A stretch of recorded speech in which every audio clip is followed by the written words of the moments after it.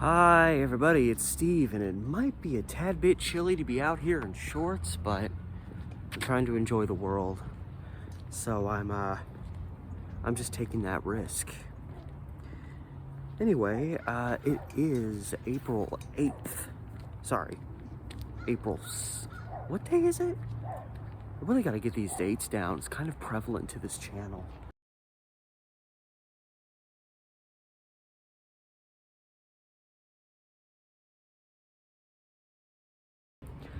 April 7th. God. Anyway, April 7th, 2021 today. Y'all know what that means. Another day, another story. But before we get to that, remember, as always, to like, share, subscribe, hit up my Patreon. All the little ways to help a little channel like mine grow. The link to my Patreon is in the description with this video, as well as the links to my Instagram and Facebook pages, closely related to the content that I am posting, both here as well as my primary channel, Steve the Amateur Historian. And with all that said, I was gonna get really dramatic and say I'm about to bring you a story of murder, but really, I'd say it's more manslaughter. Yeah, probably manslaughter. I'm looking through my Oregon newspapers for some stuff, and I stumbled onto a story out of Oakland, California, back in 1957. So I want to make it known before I get into this story, because I try to pride myself on not producing problematic content, or if I'm expressing or discussing content that has a problematic nature to it, I'm trying to acknowledge it from the best position possible to discuss why I am discussing such an event. Now, today's story is about an all-out brawl that happened between two groups of men, one of which was a group of white guys, one of which was a group of African-American men. So, with that little piece of information known, I just want it to be known that there's not intended to be a strong racial focus in this video. That's not why I'm telling the story, to do this like, oh, whites versus blacks type of thing that some people like to dive into, and it usually doesn't end well. The reason I'm addressing this story as I found it is not because of the potential racial element. I get the feeling there was probably some racial motivation overall, but it's more, the reason I'm personally telling this story that I found is because of really the tragic nature of the fact that a minor incident can occur and it can lead to serious tragedy. You know, we know the term road rage, you know, where people will cut each other off, some minor incident, and some people will leap out of their cars with guns and shoot the other person. It happens. And this story somewhat falls into that vein. So despite, my full acknowledgement that there was obviously, there's an implied racial connotation to this, considering the fact that it was a group of white people and a group of non-white people. But also, like, the article doesn't really go into, it expresses what the probable motive was for what blew this whole story out of control, but it doesn't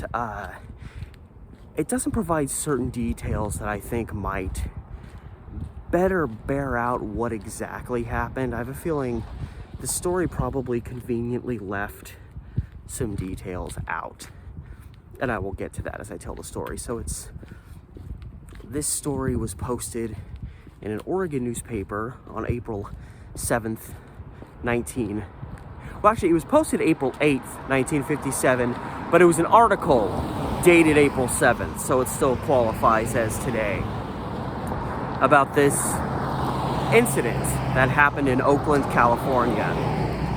And like a lot of articles, there's conflicting information that I think stems from either poor or rushed writing.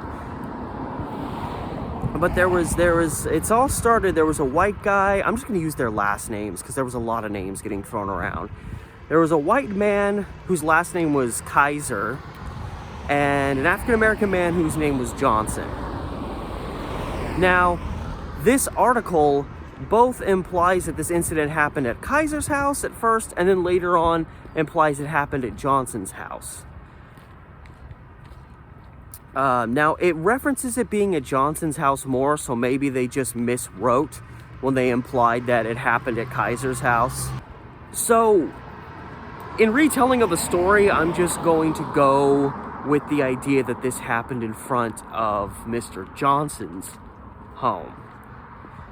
So apparently, now the article implies that a near collision occurred, which makes me think that, well, here's what happened was, it seems Kaiser like abruptly pulled into Johnson's driveway, probably to like pull in and turn back out and turn around.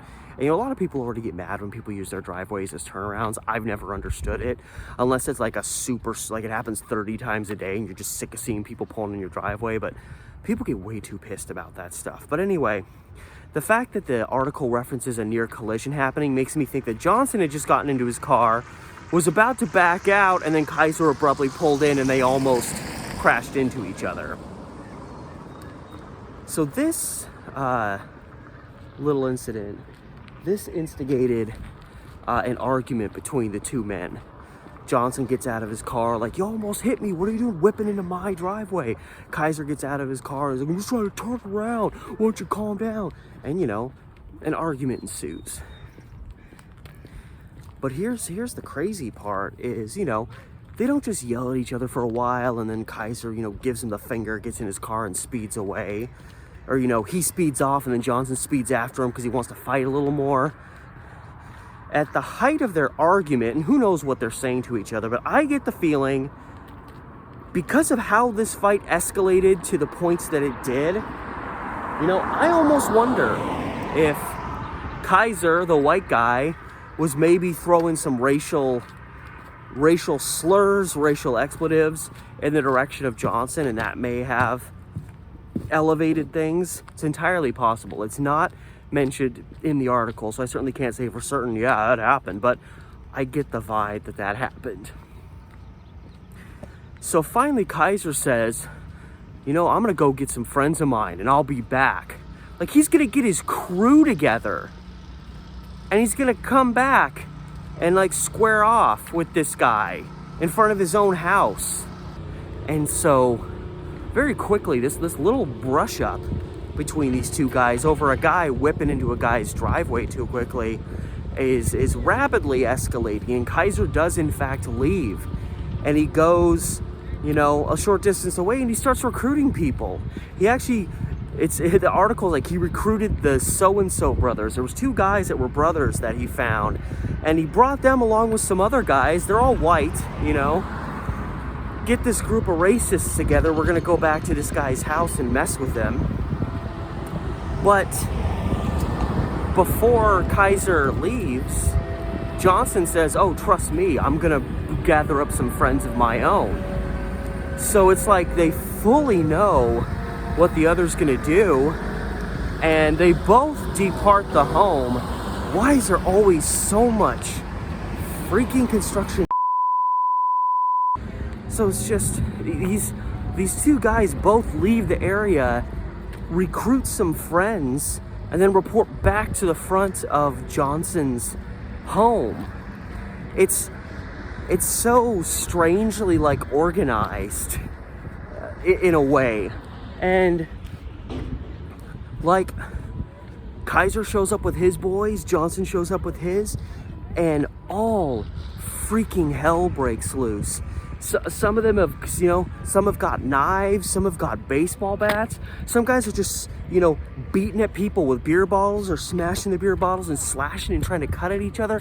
It's an absolute bloody fracas that breaks out over this. And there's at least like 10 people involved, probably a few more. And, you know, pretty much everybody involved got injured to some degree. More of the white guys got injured. One of the two brothers that Kaiser recruited ended up getting just just completely battered, knocked to the ground. They had to, you know, that's probably what ended up ultimately ending the fight. Was this one guy was like, he was down, and it was like, oh no, like this guy's in trouble, because some of them rushed him into a car and rushed him to the hospital.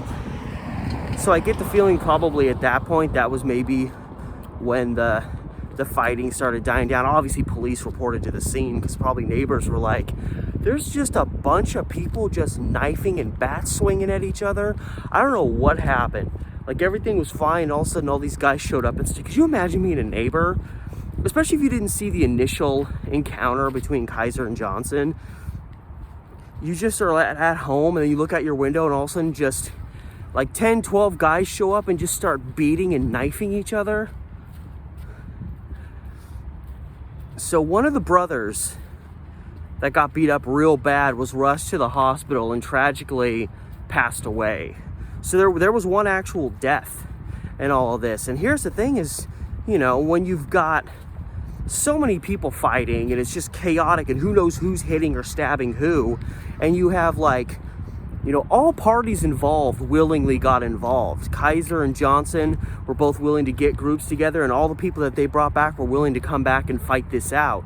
So it's like, who do you hold responsible for the fact that one of them actually died? Do you hold everyone responsible? Do you hold just the people that were fighting on Johnson's side because the guy that got killed was on Kaiser's side? Like, what, how do you, because you gotta hold someone, or, you know, multiple people responsible, but how do you even dictate exactly? Because it had to just be such a chaotic mess, and it's not like while you're fighting and stabbing and beating at people, you're paying attention to every action that's happening to every other person involved. You're focused on your own thing. So, yeah, it was just this wild brawl that ended in death for one of the guys, and pretty much everyone involved got at least cut up a little bit. I think more people involved had to go to the hospital, but they survived that encounter. But yeah, just another, you know, one of these strange examples of one little seemingly annoying but really kind of inconsequential event of this guy whipping into another guy's driveway, possibly as he's trying to pull out. They don't even actually hit each other. And this argument ensues, and it turns in to this just brawl. It happens, especially when you get a lot of men involved. And so again, you know, there are obvious racial overtones to this story, and that is something that I am not trying to make light of in any way, shape, or form. The thing that intrigued me and what I thought was interesting and kind of wild about the story was just the fact that a small incident like this blew up and became something so much bigger. And, you know, someone died as a result of this little encounter. So, by no means am I seeking to make light of the racial element in this case whatsoever. It's really just about the story in and of itself, and how this little seed blossomed into a violent flower, I can put it that way. So it was just, you know, not all these stories are going to be fun and quirky and, oh my God, isn't that weird? Some of them are tragic, but still intriguing, if you know what I mean.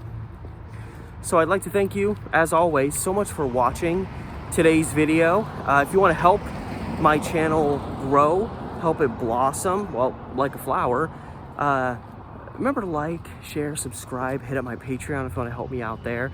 The link is in the description below, and I'm always posting new stuff there to give you bang for your buck. Also, the links to my Instagram and Facebook pages closely related to the content that I'm producing both here, as well as my primary channel, Steve the Amateur Historian. Those are also linked below. And all that said, this is Steve, and I'll see you tomorrow.